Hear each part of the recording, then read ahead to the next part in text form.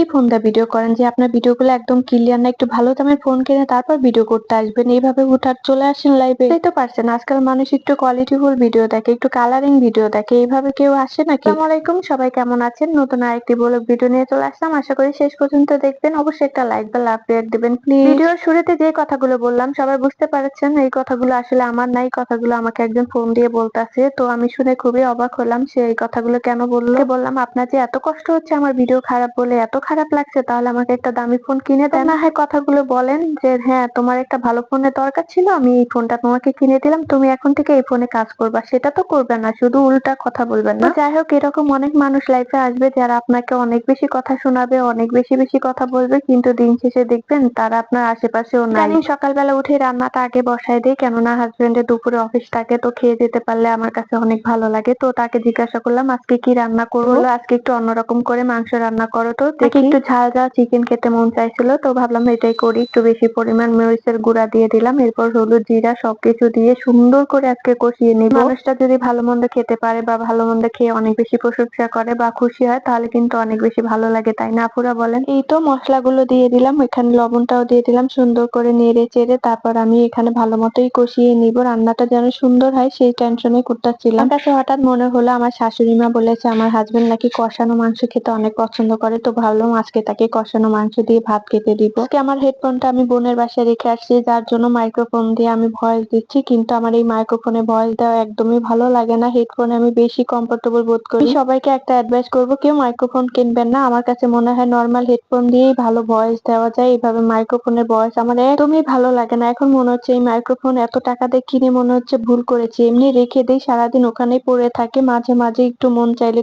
কাজ করি। আলুটাও দিয়ে দিলাম, তো পানি দেওয়ার আগে কিন্তু আমি তার প্লেটে কিছুটা মাংস তুলে দিয়েছি, আর হচ্ছে এই কষানো ঝোল দিয়েছি, সে কিন্তু খেয়ে নিয়েছে। সে বলতেছে মায়ের পরে মনে হয় একমাত্র স্ত্রী তার স্বামীকে অনেক বেশি ভালোবাসে, তাই না বলো? একটা স্বামী দেখছো দুইটা মানুষের থেকে অনেক বেশি ভালোবাসে। আমি তাকে বললাম তোমরা সবারই চোখের মনি, যেমন তোমার মেয়ের, তোমার মায়ের, তারপর তোমার শাশুড়ি মায়ের, তারপর তোমার বউয়ের কাছে সবার চোখের মনি কিন্তু তোমরা। আর আমার হাজবেন্ড হেসে বলে ঠিকই বলেছো, আসলেই সত্যি কথা। তো যাই হোক, এখানে কিন্তু আমার মাংস রান্নাটাও হয়ে গেছে, আমি এখন নামিয়ে নিব। আমার হাজবেন্ড চলে গেল অফিসে, তো এখানে আমার বোন আমার জন্য কিছু চালটা পাঠাইছে, তাকে যেন আমি আবার আচার করে দিই, তার জন্যই আমি আচারটা বানিয়ে নিয়েছিলাম। আচারটা করতে বেশি কিছু লাগে না, শুধু চালতাটা সিদ্ধ দিবেন, তারপর একটু পাটায় ছেঁচে নিবেন, তারপর হচ্ছে ধনিয়া আর হচ্ছে মরিচ, শুকনো মরিচটা ভালো করে ভেজে নিয়ে পাটায় বেটে নিবেন।